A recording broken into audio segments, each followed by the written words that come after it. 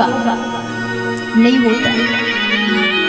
ये मन बड़ा चालाक है, ये बुद्धि बड़ी चतुर है। कई बार तो हम सोचते हमने भगवान तक को धोखा दे दिया। हमारी चालाकियां भगवान को नहीं पता कि हम क्या कर रहे हैं। बड़ी सुंदर कहानी है, सुनाऊं मैं आपको। भाव समझने का प्रयास करिए। और एक निवेदन, ये कहानी मन गढ़ंत है, कहीं लिखी नहीं है, बस उसका भाव बड़ा सुंदर है। एक बार दुनिया में एक बहुत चतुर व्यक्ति रहता था, सबके साथ चतुराई करता था। समय बीतता गया, एक दिन यमराज उसे लेने धरती पर आए। सुबह सुबह का समय, जिसको लेने आए हैं वो सो रहा था, तो यमराज ने आकर के उसको जगाया कि भाई उठ, तेरा आज समय हो गया है, तुझे मेरे साथ चलना होगा। वो उठा, उठ करके पूछा कि आप कौन हैं? यमराज ने कहा कि मैं यमराज हूँ, तुझे लेने आया हूँ। आज तेरा धरती का समय समाप्त हो गया, अब तुझे यहाँ से वहाँ जाना पड़ेगा मेरे साथ। उस व्यक्ति ने विचार किया, चलूँ तो सही, अगर मुझे 10-12 घंटे का समय मिल जाए तो मैं अपना जितना भी काम चल रहा है इधर उधर वो सब अपने घर वालों को समझा दूं। किसके पास कितना रुपया है वहां से लेना है, किसका काम कौन से मुनीम के पास है। अगर 10-12 घंटे मिल जाए तो सारा काम व्यवस्थित कर दूं, फिर चलूं। विचार लगाया, करूं क्या? उठ करके बैठ गया। यमराज को कहा कि आप मुझे लेने आए हैं तो मैं आपके साथ चलूंगा, पर मेरी एक समस्या है। क्या? बोले, मैं अपने दिन की शुरुआत चाय पी के करता हूँ, तो आप बैठ जाइए, मैं चाय बना लेता हूँ, मैं पी लूँ, आप भी पी लीजिए, फिर चलते हैं। यमराज बैठ गए। उस व्यक्ति ने 2 कप चाय बनाई, एक चाय में नींद की दवाई डाल दी, और जो दवाई वाली चाय थी वो यमराज को दे दी, और जो सादी चाय थी वो खुद ने पी ली। जैसे ही नींद की दवाई वाली चाय मिली तो यमराज तो सो गए। उस व्यक्ति ने विचार किया, क्या करूं? देखा यमराज के पास एक बड़ी सी लिस्ट है जिसमें दिन भर में कितने लोगों को ले जाना है, उनके नाम लिखे हैं। उसने सोचा, एक काम करता हूँ, मैं देखूं मेरा नाम कितने नंबर पे है। लिस्ट खोली तो सबसे पहले नंबर पे उसका नाम था, 50-60 नाम है। उसने विचार किया, एक काम करता हूँ, ऊपर से मेरा नाम मिटा करके सबसे नीचे लिख देता हूँ। 1 नंबर पे मेरा नाम है, यहाँ से मिटा करके 50वें नंबर पे लिख देता हूँ। 50 लोगों को लेने यमराज 50 घरों में जाएंगे, तब तक 8-10 घंटे तो लग जाएंगे, तब तक मैं अपना काम संभाल लूंगा। तो ऊपर से अपना नाम मिटा करके लिस्ट में सबसे नीचे लिख दिया। थोड़ी देर बाद यमराज उठे, विचार किया कि मैं तो जब जब धरती पर आता हूँ लोग गालियां सुनाते हैं, कोई सम्मान नहीं करता। आज पहली बार तू एक ऐसा व्यक्ति मिला है जो मेरा सम्मान कर रहा है, जो प्रेम से बात कर रहा है, और तूने तो मुझे चाय भी पिलाई है, तो आज तेरे खातिर मैं नियम बदल देता हूँ। उस व्यक्ति ने पूछा, कैसा नियम बदलोगे? यमराज ने कहा कि तेरे खातिर आज ये लिस्ट में ऊपर से नहीं नीचे से पढ़ना शुरू कर देता हूं। नीचे देखा तो सबसे नीचे उसी का नाम लिखा था। चला गया भगवान के पास, भगवान से जाकर के मिला तो भगवान ने कहा, प्यारे तू भले कितना भी चतुर हो पर मुझसे ज्यादा नहीं हो सकता। तू करता वही है जो तू चाहता है, पर होता तो वही है जो मैं चाहता हूँ। अब तू कर वही जो मैं चाहता हूँ, फिर होगा वही जो तू चाहता है। भगवान कहते हैं, अगर अच्छा करना चाहते हो तो वो करो जो मैं चाहता हूँ। परमात्मा क्या चाहते हैं कि सत्कर्म करो, भली संगत करो, जितना हो भगवान का भजन करो। कई बार तो जो भगवान के भक्त होते हैं ना, उनके मन में भी तर्क आ जाता है। आपने भी गौर किया होगा, अगर कोई राम जी को मानने वाला है तो वो भगवान कृष्ण पे ज्यादा ध्यान नहीं देगा। अगर कृष्ण जी को मानने वाला है तो राम जी पर ज्यादा ध्यान नहीं देगा। एक बड़ी सुंदर कथा आती है महाभारत की। अर्जुन का एक नाम है कपिध्वज। एक बार श्री द्वारिकाधीश ने अर्जुन जी को कहा कि मुझे पूजा में कुछ पुष्प चाहिए, पुष्प लेकर के आओ, और जो पुष्प मुझे चाहिए वो सेतु बांध के पास एक बगीचा है वहां पर मिलेंगे, वहां से लेकर के आना। तो अर्जुन गए और सेतु के पास बगीचा था, वो बगीचा था श्री बालाजी महाराज का, हनुमान जी का। ये गए, इन्होंने किसी से नहीं पूछा, सीधा बगीचे में गए, जाकर के पुष्प तोड़ने लगे। थोड़ी देर बाद हनुमान जी आए। हनुमान जी ने कहा भाई कौन हो? अर्जुन ने कहा कि मैं गांडीवधारी अर्जुन। अच्छा, आप हमारे बगीचे से फूल तोड़ रहे हो और एक भी बार किसी से पूछना जरूरी नहीं समझा? अर्जुन ने कहा कि पूजा के लिए तो तोड़ रहा हूं, वहां कौन सा तुम्हारा बगीचा उखाड़ के ले जा रहा हूं जो पहले आपसे आज्ञा लेता। हनुमान जी तो जानते थे कि ये अर्जुन है, पर अर्जुन नहीं जानते थे कि ये हनुमान जी है।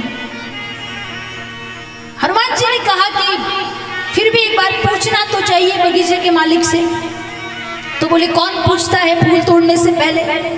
हनुमान जी ने कहा कि हमारे राम जी तो पूछते हैं। जब वो जनकपुर गए और जब पुष्प लेने के लिए वाटिका जाना था तो पहले उन्होंने माली काका से अनुमति ली, अगर आप आज्ञा करें तो पुष्प तोड़ लो। अर्जुन ने कहा कि आपके राम जी ऐसा करते होंगे, हमारे कृष्ण जी ऐसा नहीं करते। हनुमान जी ने कहा अच्छा ये बताओ, ये जो छुप छुपा करके फूल तोड़ करके ले जा रहे हो, ये किसके लिए ले जा रहे हो? अर्जुन ने कहा कि ये मैं भगवान कृष्ण के लिए ले जा रहा हूं। हनुमान जी ने कहा ठीक है, फिर आप तोड़ लीजिए, जितने चाहिए उतने ले जाइए। अर्जुन को लगा कि भगवान कृष्ण का नाम सुनते ये डर गए। अर्जुन ने कहा क्या हुआ, डर गए मेरे भगवान का नाम सुनते ही? हनुमान जी ने मुस्कुरा के कहा कि डरा नहीं हूं, समझ गया हूं। अर्जुन ने कहा क्या समझ गए, बताओ जरा। हनुमान जी ने कहा कि ये समझ गया हूं, जिसका भगवान ही चोर हो उसके भक्तों से क्या उम्मीद की जा सकती है? तुम्हारे भगवान ने जीवन भर चोरी के अलावा किया ही क्या है? हम तो हमारी मर्यादा पुरुषोत्तम को समझकर आपसे कह दिए कि पहले आज्ञा लेनी चाहिए। अब आपके भगवान ने तो कभी खाने पीने की वस्तु चुराई, कभी क्या चुराया, कभी क्या चुराया। अर्जुन को बात अच्छी नहीं लगी, पुष्प वहीं रखे। हनुमान जी को कहा अगर आपके भगवान राम इतने बड़े बलशाली थे, हर कार्य में निपुण थे, तो फिर लंका जाते समय उन्होंने अपने बाणों का बांध क्यों नहीं बनाया? वो तो बहुत बड़े धनुर्धर थे, चाहते तो बाणों का बांध बना लेते, कई बार में लंका पहुंच जाते। छोटे छोटे बानरों से मदद लेनी पड़ी, इतनी ज्यादा प्रशंसा मत करिए। हाँ आपके राम जी अच्छे हैं, पर हमारे कृष्ण जी से ज्यादा अच्छे नहीं हो सकते।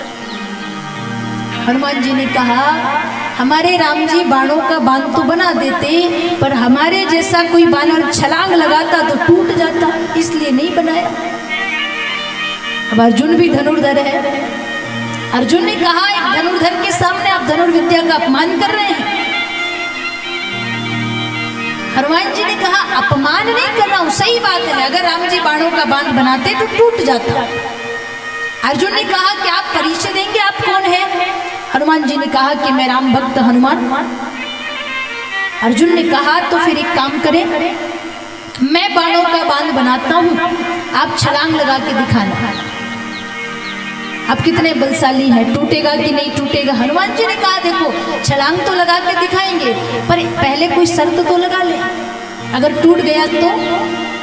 अर्जुन ने कहा टूट गया तो अपनी धनुर्विद्या छोड़ करके धनुष बाण यहीं रख के मैं संन्यास ग्रहण कर लूंगा, या तो अपने आप को अग्नि में समर्पित कर दूंगा। अगर नहीं टूटा तो? हनुमान जी ने कहा नहीं टूटा तो जो आप आदेश करोगे वो मैं करूंगा।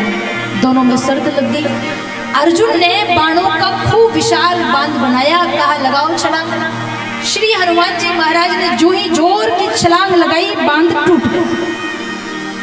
जैसे ही बांध टूटा, धनुष बाण रख करके अर्जुन जाने लगे।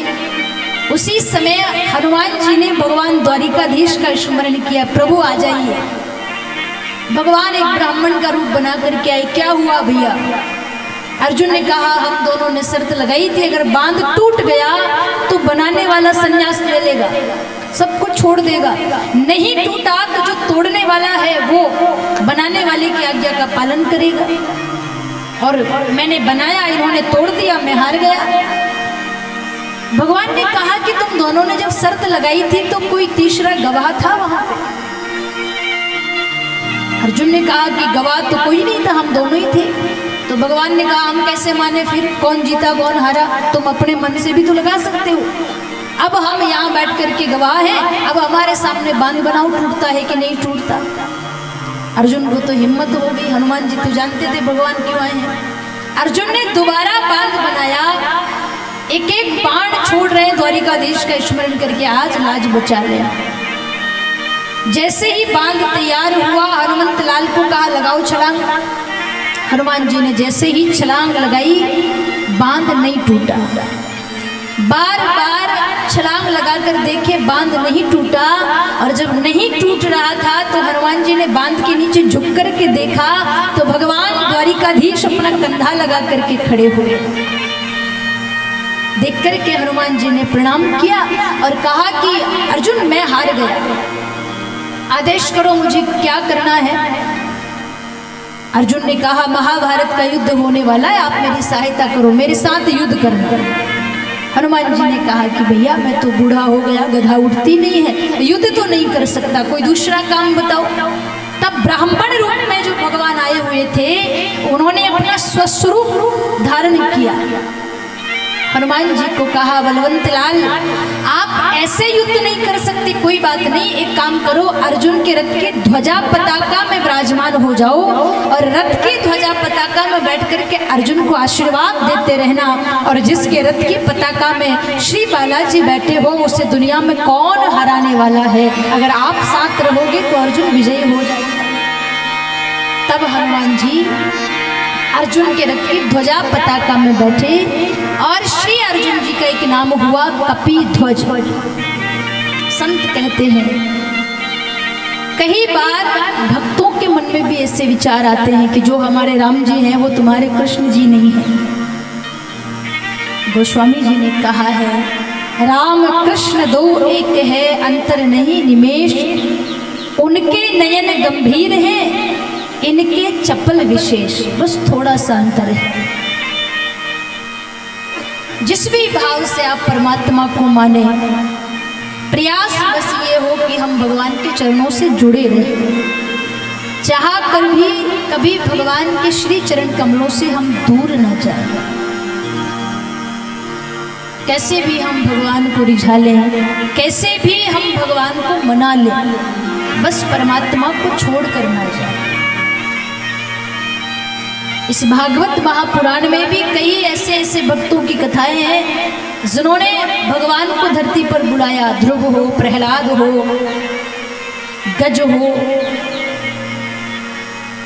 कल हमने कथाएं सुनी थी भगवान के 24 अवतार की। कल की कथा का विश्राम कहाँ हुआ था? भगवान के वामन अवतार पर, याद है? बोले वामन भगवान की जय। राधे राधे। सुखदेव जी महाराज कहते राजन, भगवान वामन रूप धारण करके राजा बलि के द्वार पर खड़े हैं। कब तक खड़े रहे? 6 महीने हो गए, अभी तक भगवान नहीं आए। बैकुंठ में विराजमान लक्ष्मी मैया भगवान का इंतजार कर रही है, कब आएंगे। योगवश देव ऋषि नारद जी पधारे तो लक्ष्मी मैया ने नारद जी को पूछा, देव ऋषि भगवान कहाँ है, कब आएंगे, कोई खबर है? नारद जी ने कहा कि कहाँ है ये तो जानता हूँ, कब आएंगे ये नहीं जानता। कहाँ है? सुतल लोक में। कब आएंगे ये नहीं जानता। क्यों नहीं जानते? नारद जी ने कहा कि भगवान नारायण ने राजा बलि को एक वचन दिया है, जब जब तू अपने घर से बाहर निकलेगा मैं द्वार पे तुझे दर्शन दूंगा। अब जब तक राजा बलि जीवित हैं तब तक तो भगवान का आना संभव ही नहीं है। लक्ष्मी जी ने पूछा बलि कब तक रहेंगे जीवित? नारद जी कहे अभी ये हम कैसे बता सकते हैं, अभी तो शुरुआत है। लक्ष्मी मैया ने कहा, देव ऋषि, क्या कोई ऐसा उपाय नहीं है कि भगवान वापस से गोलोक धाम आ जाए, वैकुंठ आ जाए? अगर हो तो आप बता दीजिए। नारद जी ने कहा कि एक उपाय है तो सही, यदि आप कर सकें तो। क्या है? श्रावण का महीना चल रहा है। हर बार श्रावण के महीने में रक्षाबंधन का त्योहार आता है ना? क्यों मनाते हैं हम और कब से शुरू हुआ है? ध्यान से सुनिएगा।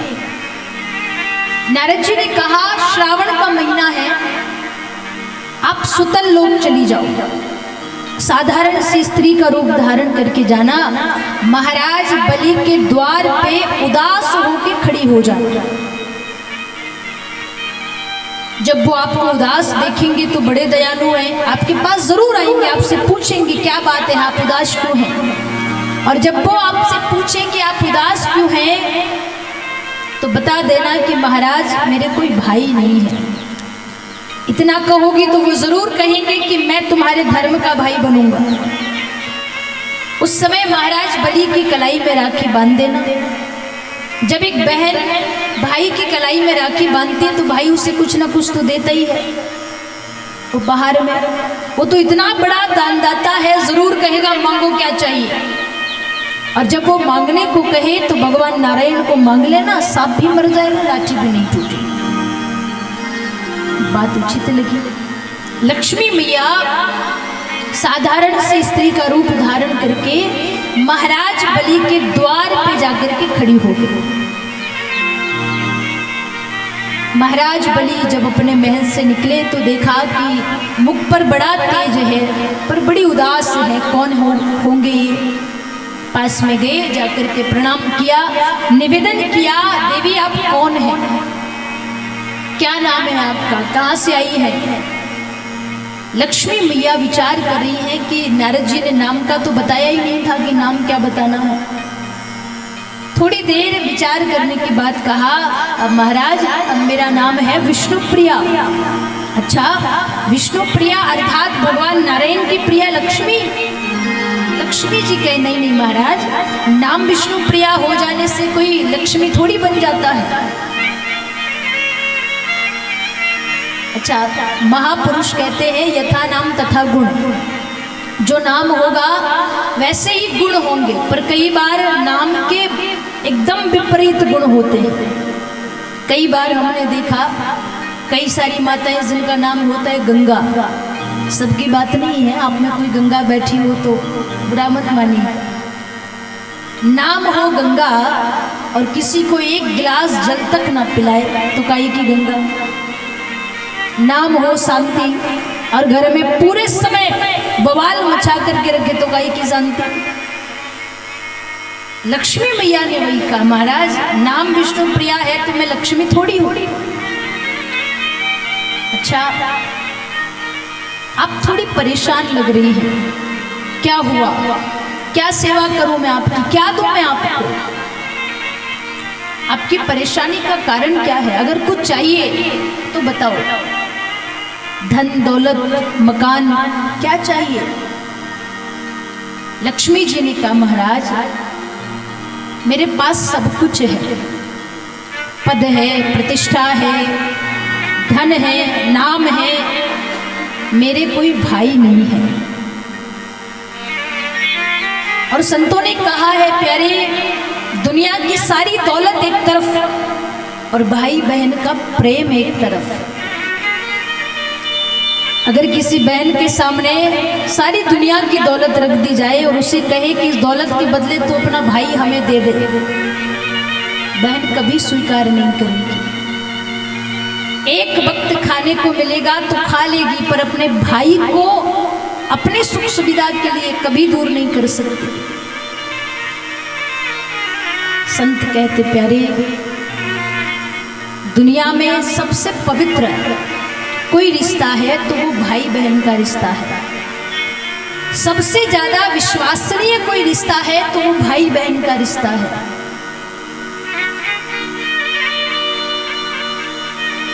पर यदि किसी के भाई नहीं हो तो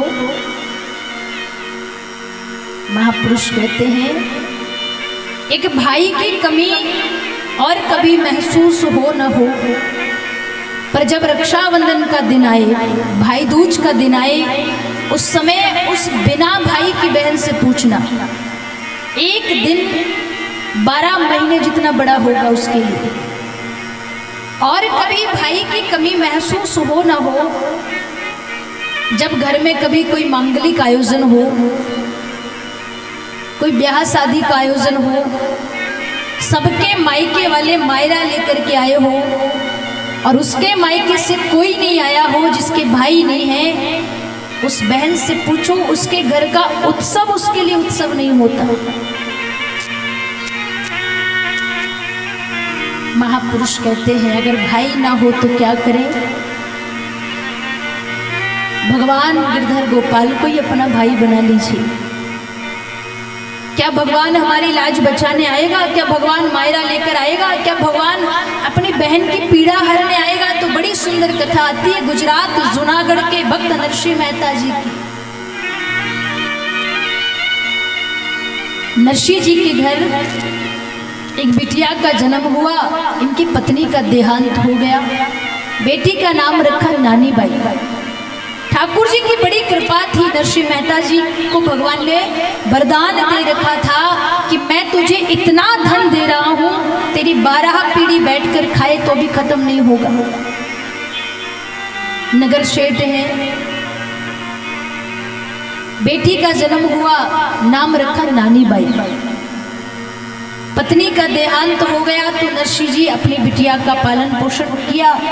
जब वो थोड़ी बड़ी हो गई, समझने लगी, तो जब जब रक्षाबंधन का त्योहार आता तो नानी बाई खूब रोया करती। नानी बाई अपने पिताजी से पूछती कि मेरी सहेलियां अपने भाई की कलाई में राखी बांधती है, मैं किसकी कलाई में राखी बांधूं?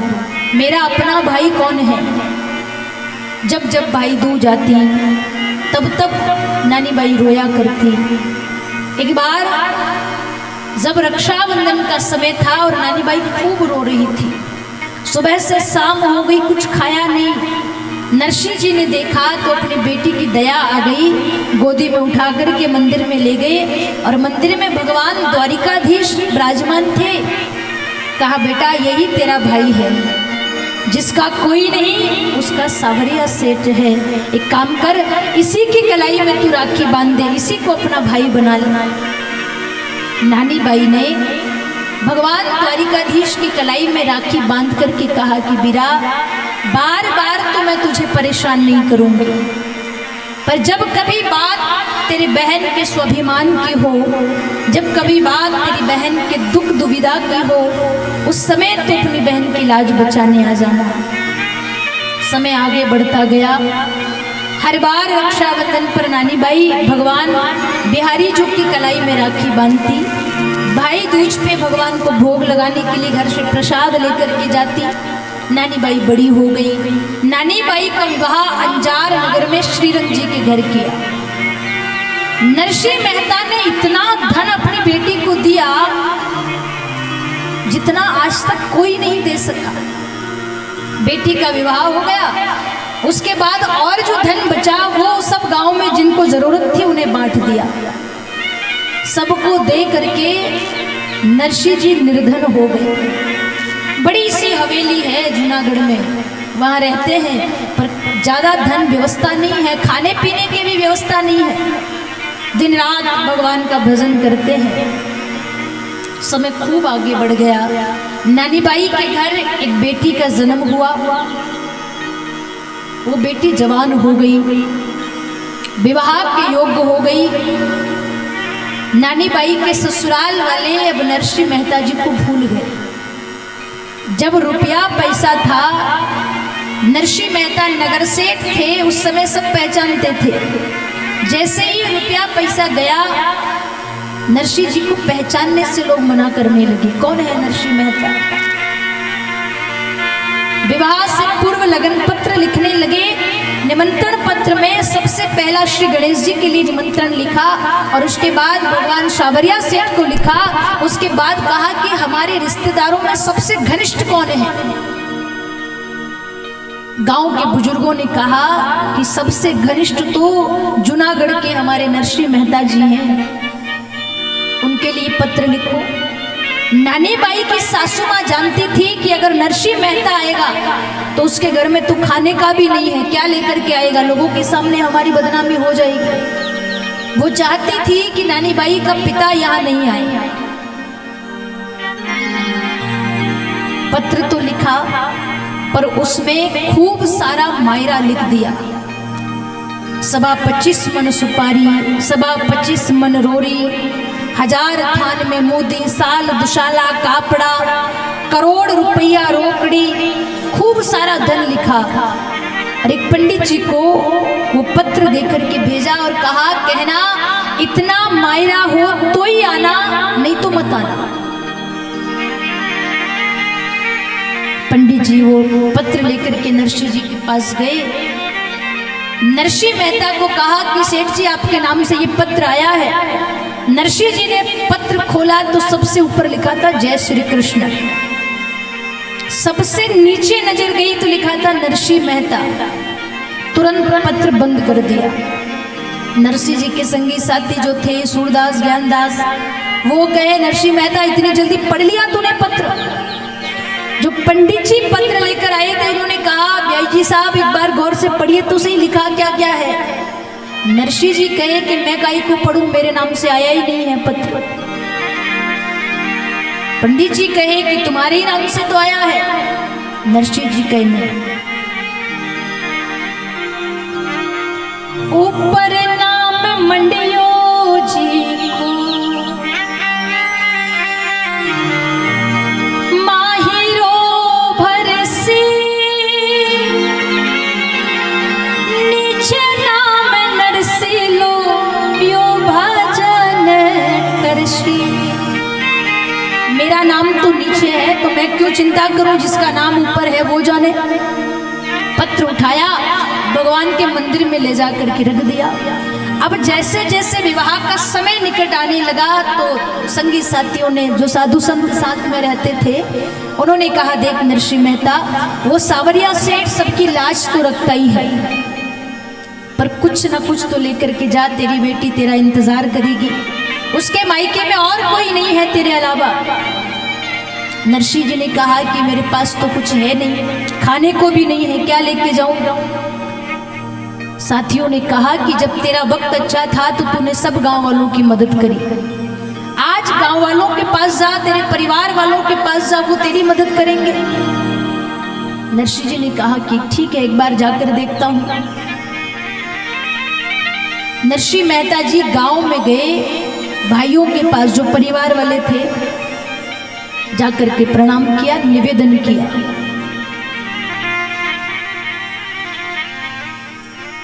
नानी बाई रे माही रे रो, भैया जश लो, हो माही रे चलानी, बिरागा डोली दे दो। पहले तो गाड़ी मांग रहे हैं, सामान काय में रखूंगा। परिवार वाले कहे इसका कोई भरोसा, ये गाड़ी लेकर के जाए, गाड़ी तोड़ दे। गाड़ी जो होती तो नरसी देता तो खरा, पर बेड़ा का टूट गया और पिछवाड़े पड़ा। भाई बंधु कहे कि गाड़ी अगर होती तो दे देते, हमारी गाड़ी के तो पहिया टूट गए हैं। कहाँ है? बोले घर के पीछे पड़ी है। नरसिंह जी कहे आप तो टूटी हुई दे दो। गांव के बाहर जहां सबका टूटा फूटा सामान पड़ा रहता था, नरसिंह जी ने सामान इकट्ठा करके गाड़ी तैयार करी।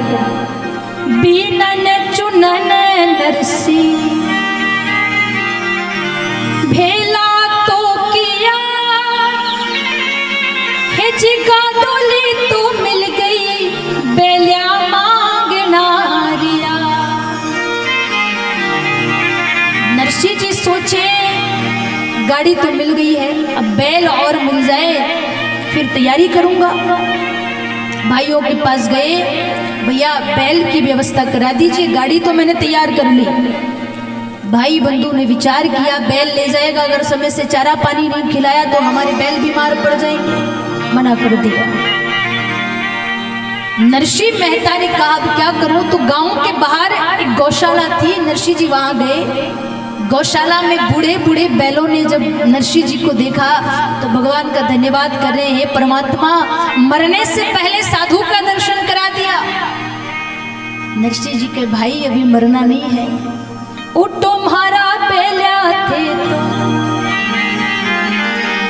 भाजो रामो राम हे जिन्नानी बाई के माहिरे को सारे दीजो काम। अभी मरना नहीं है, अभी तो मायरा लेके चलना है। टूटी गाड़ी, बूढ़े बैल, अब बैलगाड़ी तैयार है पर मायरे का सामान कहाँ से लाए।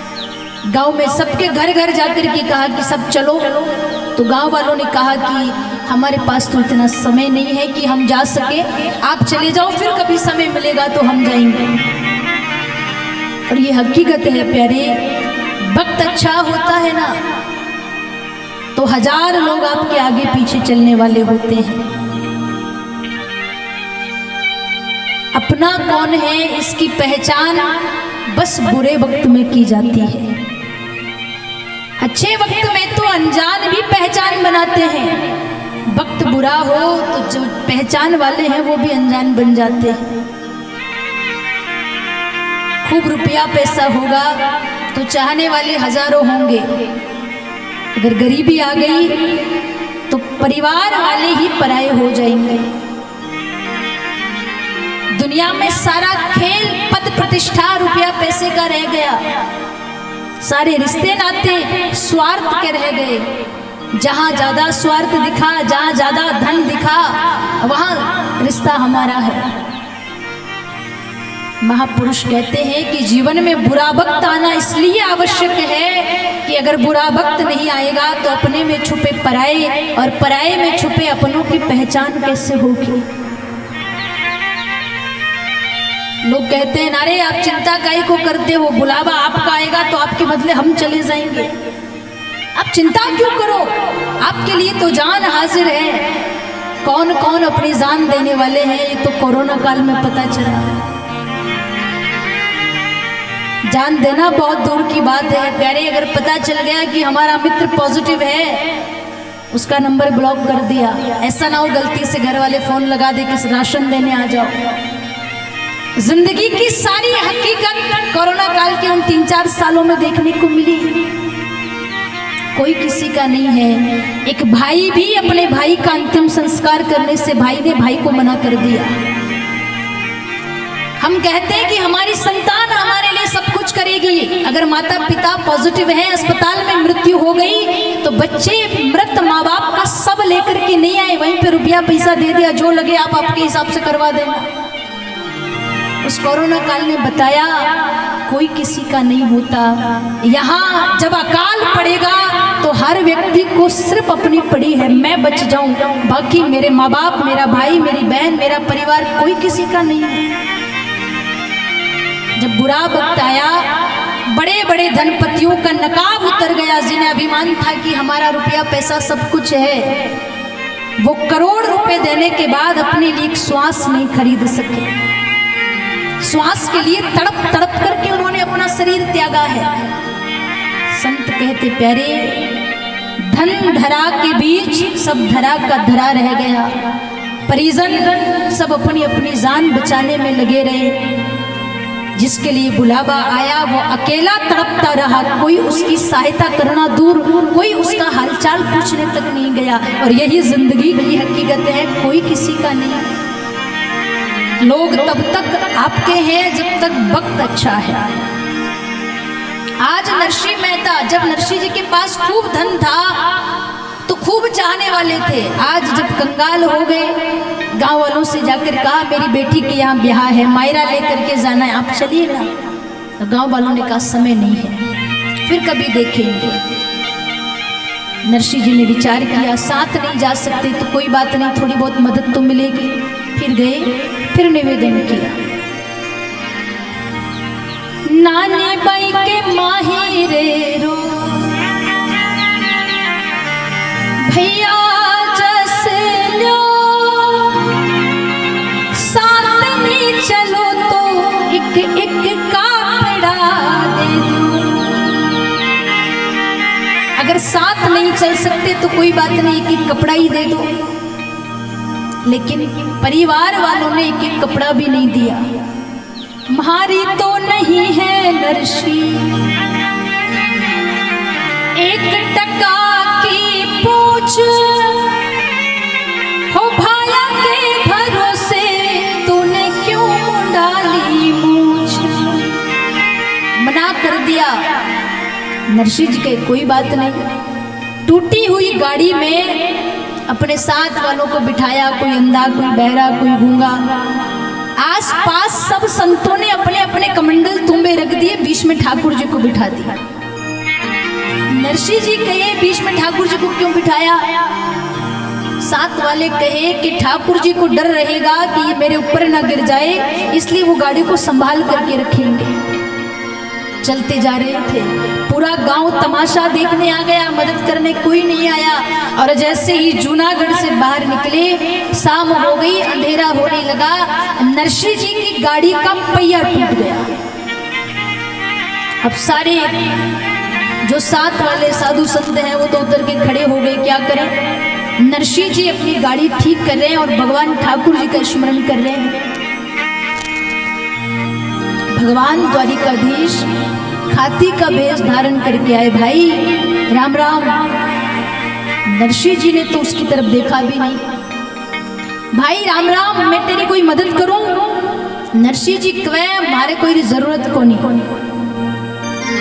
ठाकुर जी के भाई थारी गाड़ी टूटोड़ी है और मैं जात्रो खाती हूँ, थे कहो तो गाड़ी ठीक कर दूं। नरसी जी कहे कि गाड़ी ठीक करोगे तो कुछ ना कुछ मांगोगे, मेरे पास कुछ नहीं है। ठाकुर जी कहे कोई बात नहीं, आज तक जिन जिन लोगों की गाड़ियां ठीक करी है कभी किसी से कुछ नहीं लिया, तुझसे भी नहीं लूंगा। ठाकुर जी ने नरसी जी की गाड़ी ठीक करी। अब कहा कि भाई मुझे भी तेरी गाड़ी में बिठा ले। तो नरसी जी कहे देख मेरी तो गाड़ी टूटी है, बैल भी बूढ़े हैं।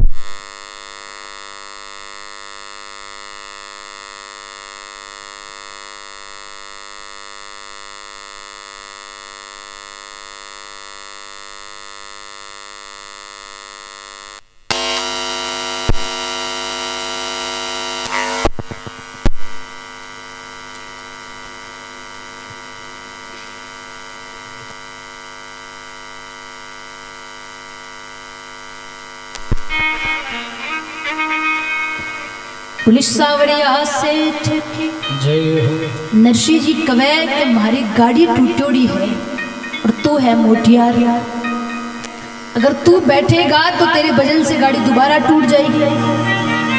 ठाकुर जी कहे कि कोई बात नहीं, तू गाड़ी में बैठ, मैं तेरे साथ पैदल पैदल चलूंगा। नरसी जी कहे कि जाना कहाँ है तुझे? ठाकुर जी कहे भाई अंजार नगर जा रहा हूँ। अंजार नगर क्यों? ठाकुर जी कहे मैंने सुना है कि अंजार नगर में श्रीरंग जी के यहाँ विवाह का उत्सव है और उस विवाह में गुजरात जूनागढ़ के सेठ नरसिंह मेहता अपनी बेटी का मायरा भरने आ रहे हैं, वही देखने जा रहा हूँ। नरसिंह जी कहे भला आदमी, अंजार नगर जाने की जरूरत नहीं है, यो है नरसिंह सेठ और जो गाड़ी में भरियो पड़ियो है यो है मायरो, यही देख और यहीं से वापस चला जा। ठाकुर जी पूरे समय साथ साथ चलते रहे। अंजार नगर पहुंचे। श्रीरंग जी ने गांव के बाहर एक टूटी दुकान में नरसिंह मेहता जी को विश्राम कराया, भीतर भी नहीं आने दिया। मायरे का समय हो गया, मायरे की तैयारियां शुरू हो गई। सास ननंद देवरानी जिठानी सब मंगल गीत गा रही है और नानी बाई अपने कमरे में बैठ कर के आंसू बहा रही है, रो रही है। जब जब सास ननंद मंगल गीत गाने बैठती तो नानी बाई जल भरने के बहाने चली जाती और सरोवर के किनारे बैठ कर के रोया करती। कौन आएगा मेरा भात भरने, कौन मेरे लिए मायरा लेकर के आएगा। आज जब मुख्य दिन आ गया, सब मायरे की तैयारी में लगे हैं। इधर नानी बाई अपने कमरे में बैठ कर के रो रही है और ठाकुर जी से प्रार्थना कर रही है, हमारा सावरिया जी सेठ कहाँ हो गया ले। उधर नरसिंह मेहता भी प्रार्थना कर रहे, बड़ा सुंदर भाव है। बोली सावरिया सेठ हमारा सावरिया जी सेठ जाने कहाँ हो गया लेट, क्यों नहीं आयो रे, क्यों नहीं आयो रे, क्यों नहीं आयो रे। कौन कौन बुलाना चाहते हैं, दोनों हाथ उठा करके। क्यों नहीं आयो रे, क्यों नहीं आयो रे, क्यों नहीं आयो रे, क्यों नहीं आयो रे। हमारा सावरिया जी सेठ जाने कहाँ हो गया लेट, हमारा सावरिया जी सेठ जाने कहाँ हो गया ले। क्यों नहीं आयो रे, क्यों नहीं आयो रे, ओ क्यों नहीं आयो रे, क्यों नहीं आयो रे।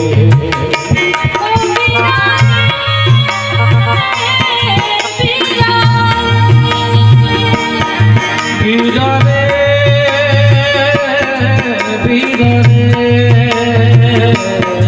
हमारा सावरिया जी सेठ जाने कहाँ हो गया ले, क्यों नहीं आयो रे, क्यों नहीं आयो रे, क्यों नहीं आयो रे, क्यों नहीं आयो रे।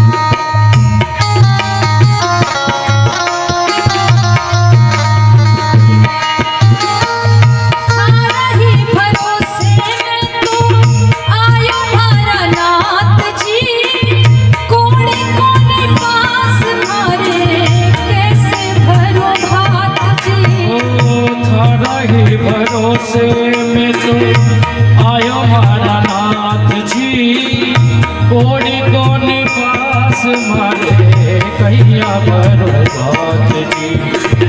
थारा ही भरोसे में तो आयो हमारा नाथ जी, कोड़े कोने पास मारे कैसे भरो भात जी। ओ थारा ही भरोसे में तो आयो हमारा नाथ जी, कोड़ी कोनी पास मारे कैया भरो। वो जो तू भात भरने आयो भात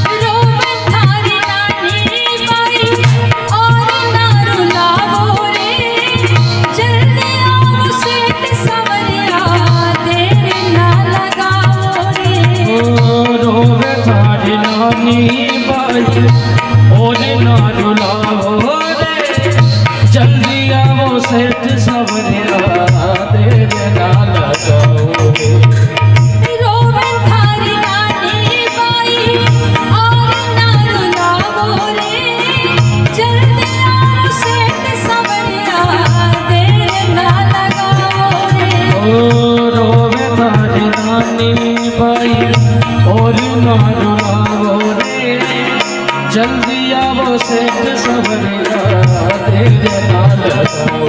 राखो राखो भारी लाज मारा त्रिलोकी नाथ। राखो राखो मारी लाज